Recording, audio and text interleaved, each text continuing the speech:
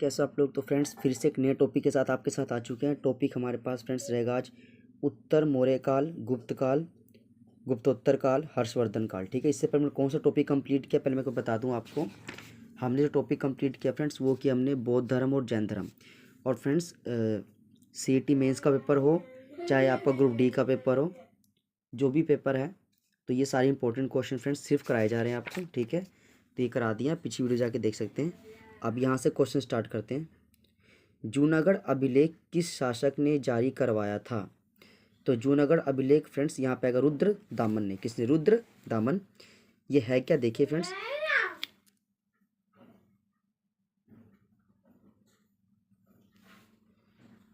Friends यहाँ देखिए कहता है यह शिलालेख गिरनार, फ्रेंड्स ये रुद्र दमन नहीं रुद्र दामन है, थोड़ा सा यहाँ पे एरर है। यह शिलालेख गिरनार पर्वत पर स्थित है जो जूनागढ़ के निकट है। ठीक है, निकट स्थित है। यह 130 से 150 ईस्वी के मध्य लिखा गया था। जूनागढ़ शिलाओं पर अशोक के 14 शिलालेख तथा स्कंदगुप्त के शिलालेख भी सम्मिलित हैं। रुद्र दामन का गिरनार शिलालेख उच्च कोटि के संस्कृत गद्य का स्वरूप प्रकट करता है, जिसमें सुबंधु, दंडी और बाण की गद्य शैली का पूर्ण रूप देखा जा सकता है। चलिए नेक्स्ट क्वेश्चन पढ़िए। अश्वघोष जो राजा डैश के दरबार में रहता था उसने बुद्ध चरित्र लिखी। तो फ्रेंड्स ये आएगा कनिष्क। अश्वघोष राजा जो कनिष्क के दरबार में रहता था उसने बुद्ध चरित्र नामक पुस्तक लिखी थी। थोड़ा इसको पढ़ लीजिए। देखिए फ्रेंड्स कहता है अश्वघोष जो राजा कनिष्क के दरबार में रहता था, कनिष्क का राज्यकाल 78 ईस्वी से 125 ईस्वी था। इसी कारण महाकवि अश्वघोष का स्थिति काल भी प्रथम शताब्दी माना जा सकता है। इसने बुद्ध चरित्र लिखी। महाकवि अश्वघोष सम्राट कनिष्क के राजगुरु एवं राजकवि भी थे। तो ये इसका करेक्ट आंसर हो जाएगा। अब फ्रेंड्स यहाँ पे है आपके पास भाई सही उत्तर का चयन कीजिए। पुलकेशिन द्वितीय, पुष्यमित्र शुंग, शंकराचार्य और चंद्रबदई। ठीक है, देखिए सबसे पहले ये कहता है व्यवस्थित कीजिए। तो सबसे पहले पुष्यमित्र शुंग, ठीक है, इनका शासन। उसके बाद फिर पुलकेशिन द्वितीय, फिर शंकराचार्य और लास्ट में आपका रहेगा चंद बरदाई। ठीक है, थोड़ा सा उसका एडवांस पढ़ लीजिए। देखिए फ्रेंड्स कहता है पुष्यमित्र शुंग का शासनकाल है जी 185 से 149 ईसा पूर्व। शुंग वंश के संस्थापक थे। इससे पहले वे मौर्य राज्य में सेनापति भी थे। ठीक है, 185 ईसा पूर्व में शुंग ने अंतिम मौर्य सम्राट वीरभद्र मौर्य के अहिंसक नीतियों के कारण उनका वध कर स्वयं को राजा घोषित किया था। अब एक है पुलकेशिन द्वितीय। ठीक है, तो इनका रहेगा 610 से 642। तो सबसे पहले पुष्यमित्र शुंग, फिर पुलकेशिन द्वितीय, फिर शंकराचार्य और फिर चंद्रबरदाई। तो देखिए एक चालुक्य वंश के राजा थे। शंकराचार्य कौन थे? ये एक महान दार्शनिक एवं धर्म प्रवर्तक थे। चंद्रबरदाई को हिंदी का पहला कवि और उनकी रचना पृथ्वीराज रासो को हिंदी की रचना होने का सम्मान प्राप्त है। पृथ्वीराज रासो हिंदी के सबसे बड़े काव्य ग्रंथ क्या है फ्रेंड्स? पृथ्वीराज रासो हिंदी का सबसे बड़ा काव्य ग्रंथ है। पृथ्वीराज रासो, जिसको किसने लिखा है? चंद्रबदई ने। ठीक है, तो क्या इसका फ्रेंड्स इसके क्या बनेगा? इसका बनेगा सबसे पहले आपका पुष्यमित्र शुंग, फिर आपका पुलकेशिन द्वितीय, फिर शंकराचार्य और लास्ट में चंद्रबरदाई। अच्छा, कनिष्क किसका अनुसरण करते थे? तो रहेगा बौद्ध धर्म का। किसका फ्रेंड्स? कनिष्क बौद्ध धर्म का अनुसरण करते थे। देखिए कनिष्क बौद्ध धर्म का अनुसरण करते थे। कनिष्क ने ही चौथी बौद्ध परिषद की संरक्षण की थी। कनिष्क ने ही चौथी बौद्ध परिषद की संरक्षण की थी। यह परिषद कश्मीर में हुई थी। कनिष्क प्रथम की स्वर्ण मुद्रा में गौतम बुद्ध को भी दिखाया गया है। हर्षवर्धन को किसने हराया था, मतलब किसने पराजित किया था? तो ये रहेगा पुलकेशिन द्वितीय ने। कवि बाणभट्ट ने सम्राट हर्ष का जीवन चरित्र अपने किस ग्रंथ में लिखा है? तो ये रहेगा हर्ष चरित आपका करेक्ट आंसर होगा। देखिए बाणभट्ट ने सम्राट हर्ष का जीवन चरित्र अपने हर्षचरित ग्रंथ में किया है। बाणभट्ट 7वीं शताब्दी के लेखक और कवि थे। वे राजा हर्षवर्धन के दरबारी कवि भी थे। बाणभट्ट द्वारा लिखे 2 प्रमुख ग्रंथ हर्षचरित तथा कादम्बरी है।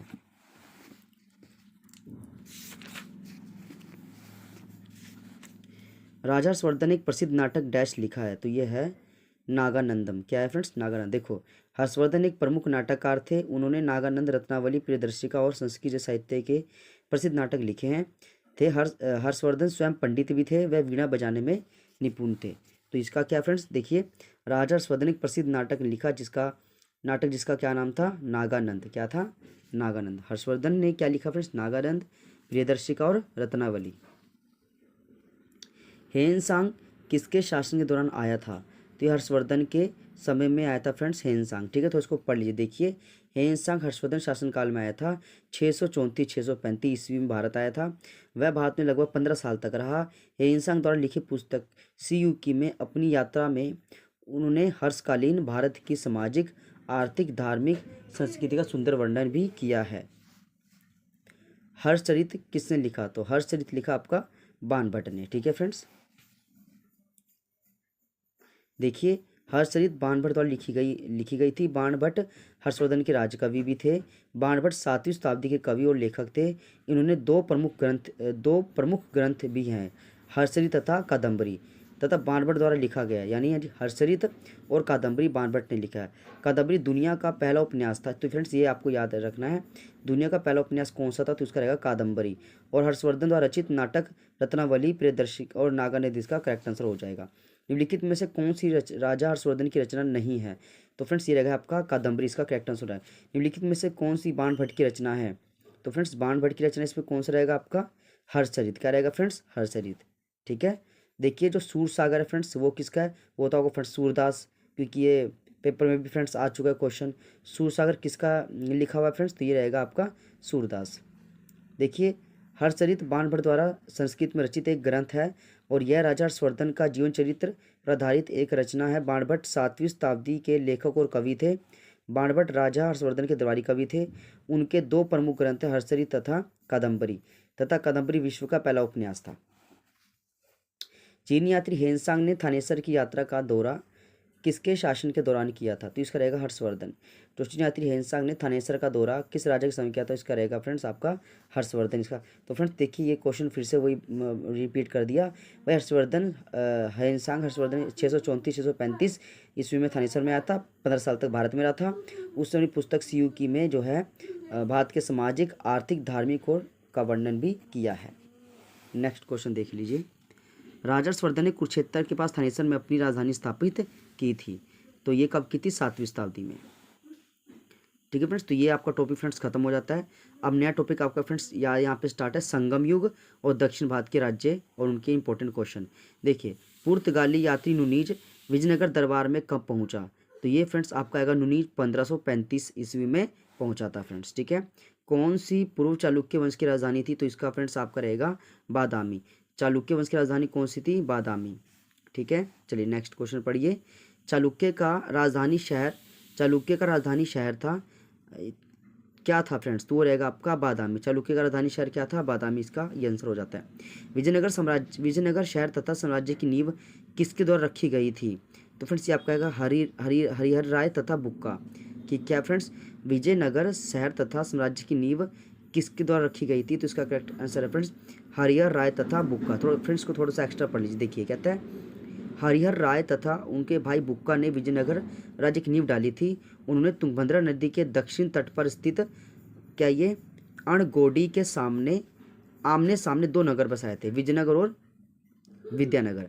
विजयनगर के सबसे महान एवं बड़े राजा कौन थे, तो वो थे कृष्णदेव राय। कौन थे फ्रेंड्स, कृष्णदेव राय। ठीक है, थोड़ा सा इसको एक्स्ट्रा पढ़ लीजिए क्योंकि इसमें फ्रेंड्स क्वेश्चन इसके कंटेंट कम है, तो थोड़ा सा और इसके क्वेश्चन हम देख लेते हैं। थोड़ा इसको आप थोड़ा एडवांस पढ़ लीजिए। भाई ये क्वेश्चन तो हमारे पास, कौन सी पूर्व चालुक्य वंश की राजधानी थी, तो उसको तो आप बादामी बताया। देखिए कहता है चालुक्य वंश की राजधानी बादामी थी। चालुक्य वंश की स्थापना पुलकेशिन फर्स्ट ने की थी, 543 में की थी। चालुक्य वंश की 3 शाखाएं थी। पहली बादामी के चालुक्य, इसे मूल शाखा भी कहा जाता है। दूसरी वेंगी के चालुक्य, इसमें पूर्वी शाखा भी कहा जाता है। और तीसरी थी कल्याणी के चालुक्य, इसे पश्चिमी शाखा भी कहा जाता है फ्रेंड्स। ठीक है, तो याद रहे चालुक्य राजधानी चालुक्य वंश की राजधानी बादामी थी और चालुक्य वंश की स्थापना पुलकेशिन प्रथम ने की थी। कब की थी, 543 में की थी फ्रेंड्स। चलिए थोड़ा इसको पढ़ देखिए। चालुक्य प्राचीन भारत का एक प्रसिद्ध राजवंश था। इनकी राजधानी बादामी थी। इसकी स्थापना पुलकेशिन एक ने 543 में की थी। यह वर्तमान समय के संपूर्ण कर्नाटक, पश्चिम महाराष्ट्र, दक्षिण मध्य प्रदेश, तटीय दक्षिण गुजरात और पश्चिम आंध्र प्रदेश में फैला हुआ था। तो फ्रेंड्स ये इसका करेक्ट आंसर हो जाता है। फ्रेंड्स आगे जो फ्रेंड्स हम करेंगे वो करेंगे मध्यकाल भारत। क्या करेंगे फ्रेंड्स? मध्यकाल भारत। और फ्रेंड्स जो भी आपको क्वेश्चन कराए जा रहे हैं याद रहे, ये सारे के सारे क्वेश्चन फ्रेंड्स पेपर में बार बार HSC द्वारा पूछे गए हैं। तो फ्रेंड इससे बाहर इंपॉर्टेंट क्वेश्चन आपको नहीं मिल सकता। तो इसी को आप फ्रेंड्स बाकायदा कि आप एक्स्ट्रा पढ़ते हो, आप जो आपने पढ़ा उसको ही कई बार पढ़ो, ठीक है ना, तभी जाके सिलेक्शन हो पाएगा फ्रेंड्स। हेलो फ्रेंड्स, कैसे हो आप लोग? तो फ्रेंड्स कुछ दिनों बाद फिर से आ गए हैं, काफ़ी दिनों बाद आए फ्रेंड्स। तो आप इम्पोर्टेंट क्वेश्चन देख लेते हैं कौन सा सॉल्व करेंगे फ्रेंड्स। अभी हम करेंगे इम्पोर्टेंट, वो करेंगे बौद्ध और जैन धर्म के जो इम्पोर्टेंट क्वेश्चन है, ठीक है। Haryana staff selection commission group D, ठीक है फ्रेंड्स। जितने भी क्वेश्चन पिछले साल आ रखे हैं तो वही क्वेश्चन फ्रेंड्स आपको कराए जा रहे हैं। और आपको पता है फ्रेंड्स कि HSC के अंदर प्रीवियस ईयर क्वेश्चन काफ़ी पूछे जाते हैं। चलो स्टार्ट करते हैं। निम्न में से क्या बौद्ध धर्म के 3 रत्नों का हिस्सा नहीं है? तो अहिंसा नहीं है फ्रेंड्स, ठीक है ना। बुद्ध संघ और धम्म तो है, लेकिन अहिंसा नहीं है, ठीक है। देखिए, अहिंसा जैन धर्म के सिद्धांत में से एक है। जैन धर्म का है। बौद्ध धर्म के 3 रत्न बुद्ध धम्म संघ है। जैन धर्म के पंचशील सिद्धांत क्या है फ्रेंड्स? वो है अहिंसा, सत्य, अपरिग्रह और आचार्य और ब्रह्मचार्य। अंतिम सिद्धांत जो महावीर द्वारा लाया गया था, बौद्ध धर्म की स्थापना गौतम सिद्धार्थ ने की थी। जैन धर्म की जो स्थापना है वो ऋषभवेद ने की थी, ठीक है फ्रेंड्स। और ब्रह्मचार्य जो है वो किन्होंने इसको अपनाया था? तो वो थे महावीर स्वामी जी ने जो है ब्रह्मचार्य को भी जोड़ा था। कौन से राज्य को बौद्ध धर्म का उद्गम कहते हैं? तो इसका है बिहार। बौद्ध धर्म का उद्गम किसको? बिहार को कहा जाता है फ्रेंड्स, ठीक है। थोड़ा पढ़ लीजिए। बौद्ध धर्म का उद्गम भारत के प्राचीन शहर में मगध जो बिहार में है हुआ था। महात्मा बुद्ध को बोध गया नामक स्थान पर ज्ञान की प्राप्ति हुई थी। उसके बाद उन्होंने बौद्ध धर्म की स्थापना की थी। किस बौद्ध साहित्य में हरियाणा के बारे में जानकारी मौजूद है? तो इसका है मंजीर मणिकाय और दिव्य अवदान, इसका करेक्ट आंसर है फ्रेंड्स। बौद्ध धर्म के महायान पंथ के संबंध में लिखित में से कौन सा सत्य है? तो फ्रेंड इसका आपके पास है, ये वृत्तर वाहन को संदर्भित करते हैं फ्रेंड्स। है बौद्ध धर्म के महायान पंथ के बारे में कौन सा सत्य है? तो सभी सत्य है फ्रेंड्स। जैसे ये वृत्तर वाहन का संदर्भित करते हैं, बुद्ध की छवि की पूजा इस पंथ की एक महत्वपूर्ण परंपरा रही है। प्रारंभिक अनुयायी को न्यून वाहन कहा जाता था, ठीक है ना फ्रेंड्स। तो इसका करेक्ट आंसर क्या होगा? उपरोक्त सभी। बुद्ध ने अपना पहला धर्मोपदेश कहाँ पर दिया था? तो ये सारनाथ में दिया था। कहाँ दिया था फ्रेंड्स? सारनाथ में दिया था। नेक्स्ट क्वेश्चन देख लीजिए। महावीर स्वामी का जन्म स्थल का नाम क्या है? तो ये आपका है वैशाली। क्या आंसर रहेगा इसका? वैशाली। निम्न में से कौन सा बुद्ध के जीवन से संबंधित है? मगध। क्या इसका करेक्ट आंसर? मगध इसका करेक्ट आंसर है। प्राचीन भारत में बौद्ध द्वारा शिक्षा कहाँ दी जाती थी? तो इसका है मठों में। प्राचीन भारत में बौद्ध द्वारा शिक्षा कहाँ दी जाती थी? मठों में। धर्म चक्र प्रवर्तन किसे कहा जाता है? तो ये है इसका, भगवान बुद्ध द्वारा दिए गए पहले उपदेश को धर्म चक्र प्रवर्तन कहा जाता है। निम्न में से कौन सा बौद्ध धर्म के त्रिरत्न का हिस्सा नहीं है? तो इसका आंसर है तप। कौन सा बौद्ध धर्म के त्रिरत्न का हिस्सा नहीं है? तप इसका करेक्ट आंसर होगा फ्रेंड्स। बौद्ध धर्म के ये तप। अजातशत्रु के शासनकाल में किस बौद्ध संगति का आयोजन हुआ था? तो अजातशत्रु में फ्रेंड्स किसका होगा? ये प्रथम बौद्ध संगति का जो है आयोजन हुआ था फ्रेंड्स। देखिए, अजातशत्रु के कार्यकाल में बौद्ध धर्म संगति 483 ईसा पूर्व राजगृह में आयोजित की गई थी। इसकी अध्यक्षता महाकश्यप ने की थी। इस बौद्ध संगति महात्मा बुद्ध की शिक्षाओं को संकल्पित कर उन्हें सूक्त और विनय नाम से 2 पिटकों में विभक्त किया गया था। तृतीय बौद्ध संगति किस शासक के कार्यकाल में हुई थी? तो ये रहेगा आपका अशोक। तृतीय अशोक। कौन सी बौद्ध संगति पूर्वी और पश्चिमी बौद्ध भिक्षुओं के मतभेदों को दूर करने के लिए बुलाई गई थी? तो फ्रेंड्स ये रहेगा द्वितीय बौद्ध संगति, है ना। क्वेश्चन कहता है कौन सी बौद्ध संगति पूर्वी और पश्चिमी बौद्ध भिक्षुओं के मतभेदों को दूर करने के लिए बुलाई गई थी? तो द्वितीय बौद्ध संगति। देखिए, द्वितीय बौद्ध संगति 383 पूर्व वैशाली कालाशोक के कार्यकाल में की गई थी, जिसमें पूर्वी और पश्चिमी जो बौद्ध भिक्षुओं का मतभेद को दूर करने के लिए बुलाई गई थी। इसकी अध्यक्षता सबकामी ने की थी। इनमें एक संप्रदाय थेरावादी तथा दूसरा महासंघिक था। प्रथम का नेतृत्व महाकच्यान तथा दूसरे का महाकश्यप ने किया था। विभाषा शास्त्र टीका किस बौद्ध संगति में लिखी गई है? तो इसका आंसर आपका रहेगा डी यानी चतुर्थ इसका करेक्ट आंसर है फ्रेंड्स। इसका चतुर्थ इसका करेक्ट आंसर है। लुम्बिनी महात्मा बुद्ध की जीवन की किस घटना से संबंधित है? तो ये रहेगा आपका जन्म से। गौतम बुद्ध ने कितने आर्य सत्य उपदेश दिए हैं? तो बी इसका करेक्ट है 4। गौतम बुद्ध को सत्य के दर्शन कितने वर्ष की आयु में हुए थे? तो सत्य के दर्शन फ्रेंड्स कितने वर्ष की आयु में? 30 वर्ष की आयु में, जो इसका करेक्ट आंसर हो जाएगा।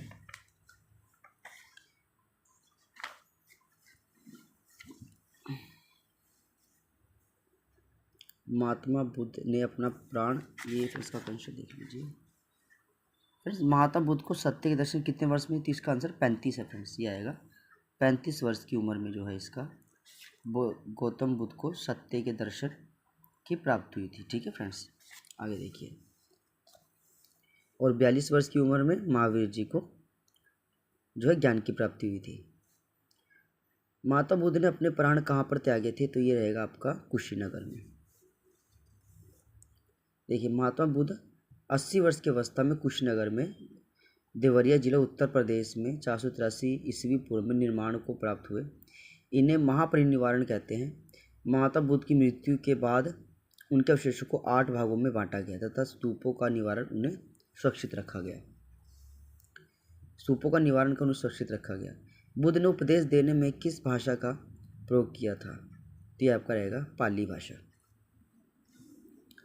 बुद्ध ने सर्वाधिक उपदेश पाली भाषा में दिए थे। बुद्ध ने प्रथम उपदेश सारनाथ में अपने 5 ब्राह्मण शिष्यों को दिया था। इसे धर्मचक्र परिवर्तन कहा था फ्रेंड्स। निम्न में से किस शासक ने बौद्ध धर्म को अपनाया था? तो इसका करेक्ट आंसर अशोक ने। निम्न में से किस शासक ने बौद्ध धर्म को अपनाया? तो इसका अशोक बिल्कुल सही जवाब है। कनिष्क के शासनकाल में अध्यक्षता में किस बौद्ध संगति का आयोजन किया गया था? तो इसका रहेगा चतुर्थ इसका करेक्ट आंसर है फ्रेंड्स। बौद्ध धर्म में घोड़ा महात्मा बुद्ध के जीवन की किस घटना से संबंधित है? तो इसका गृह त्याग इसका करेक्ट आंसर है। निम्न में से कौन सा महात्मा बुद्ध के समकालीन थे? तो फ्रेंड्स अजातशत्रु जो है महात्मा बुद्ध के समकालीन थे।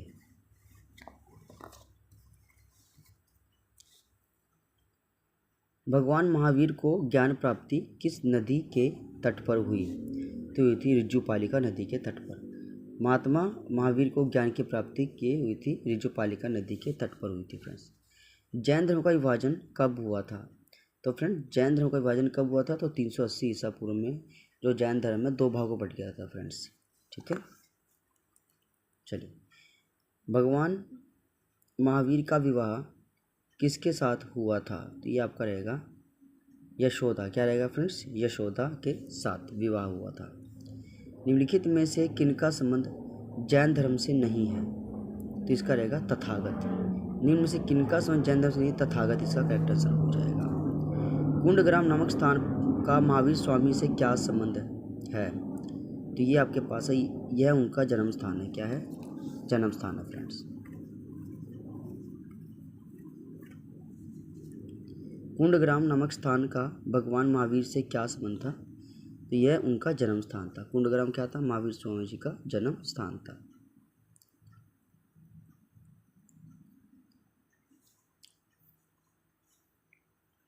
भगवान महावीर ने किस आयु में घर को छोड़ दिया था? तो 30 वर्ष की आयु में घर का त्याग कर दिया था फ्रेंड्स। और उनको 12 साल लग गए थे सच को जानने में फ्रेंड्स। तो 30 प्लस 12 42 साल की उम्र में जो है इनको ज्ञान की प्राप्ति हुई थी। जैन धर्म के 23वें तीर्थकर कौन थे? तो फ्रेंड्स या तो पता ही है, पार्श्वनाथ जी 23वें तीर्थकर थे। जैन धर्म में मोक्ष प्राप्ति कितने साधन बताए हैं? तो इसका 3 करेक्ट है। जैन धर्म में मोक्ष प्राप्ति कितने साधन थे? तो 3 इसका आंसर करेक्ट है। अब फ्रेंड्स ये क्या था? सम्यक दर्शन, सम्यक ज्ञान और सम्यक चरित्र।